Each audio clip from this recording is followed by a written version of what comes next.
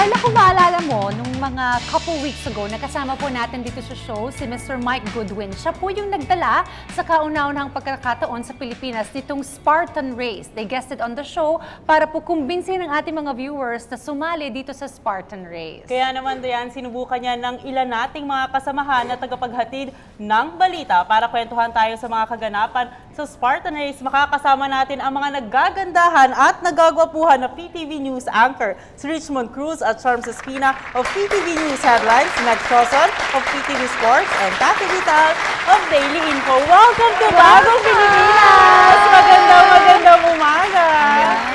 Hindi lang sila pang newscast, pang sports din. Well, si Meg sa sports siya, pero tinry niya itong Spartan Race.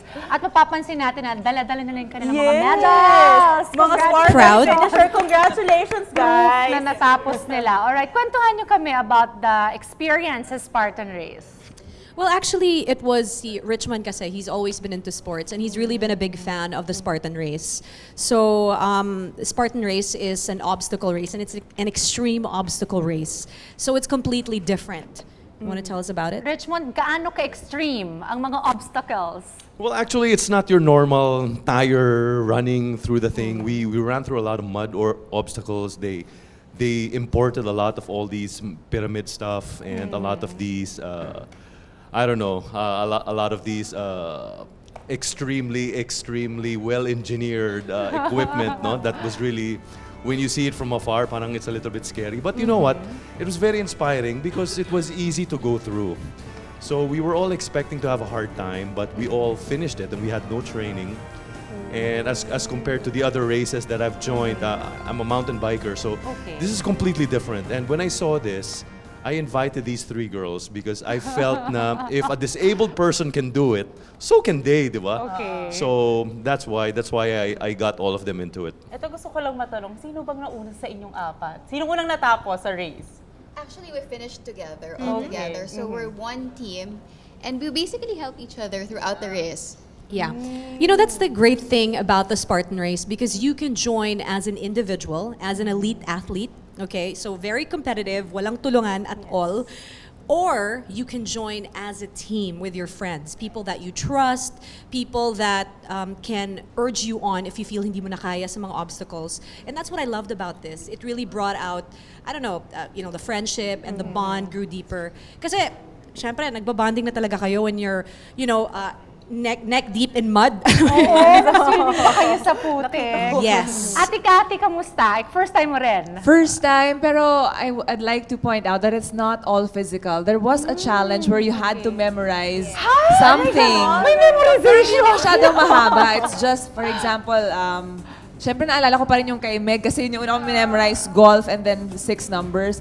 And then you go through several kilometers and then several obstacles and then they ask you, what was the phrase na pinamemorize namin sa inyo kanina? And then if you don't memorize, if you don't deliver it properly, you have to do 30 burpees. So all the obstacle courses, pag hindi mo siya nagawa, 30 burpees immediately. But since we are, newbies, we did 5. Yeah, pero it was really fun. Okay, so may physical, may psychological, syempre, at may mental pala ito.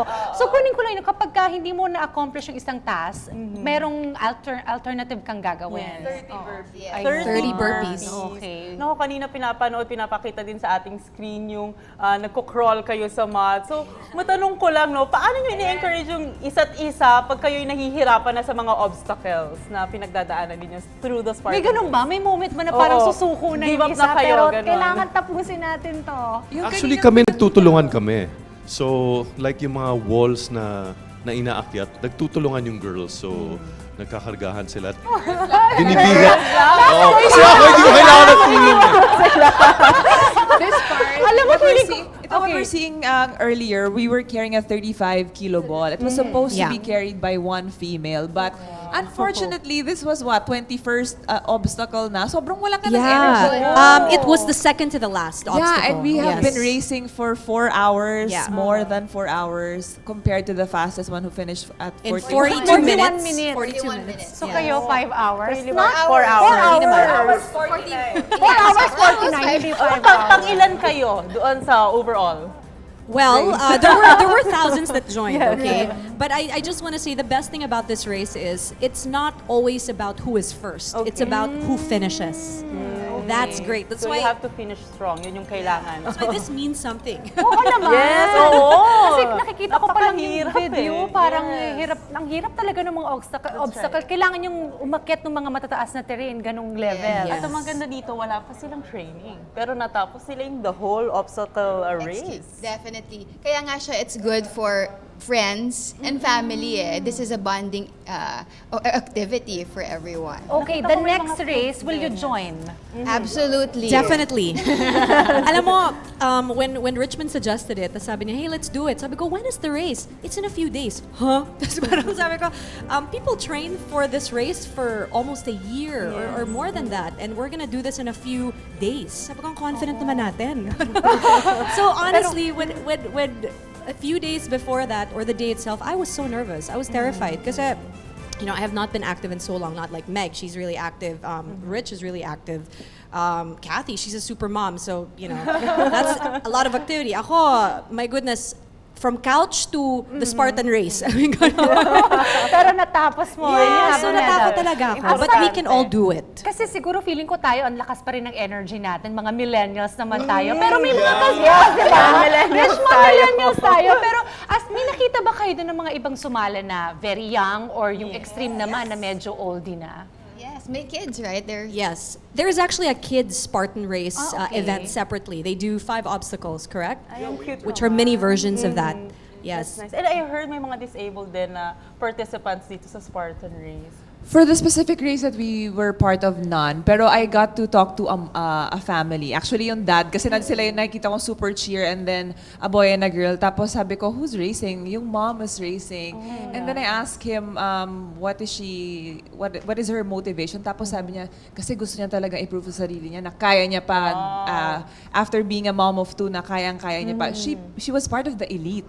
So, super galing. And then they traveled all the way from Tarlac just to be part of this race. Okay, to end this interview, ano yung mga magagandang takeaways ninyo doon sa Spartan unforgettable race? moments sa Spartan Tsaka race. lesson siguro kung That's meron, right. aside from teamwork. Natutunan ko, di ba sabi nila life is like an obstacle? While doing the obstacle, sabi ko kay Meg, paulit-ulit ko sinasabi sa kanya talaga the whole time. Sabi ko, the obstacle course is like life. Yung kala mo, gusto mo na mag-give up sa specific task, pero matatapos at matatapos din. So it was really fun. It was tiring, and then you get your whole stretch of breathtaking views while doing the whole race. So life is just like that. Beauty queen yan si Oo Ate nga eh. Kathy. Pati Yan, yung sagot yan, niya, yan, beauty ha? queen. Beauty queen newscaster yan.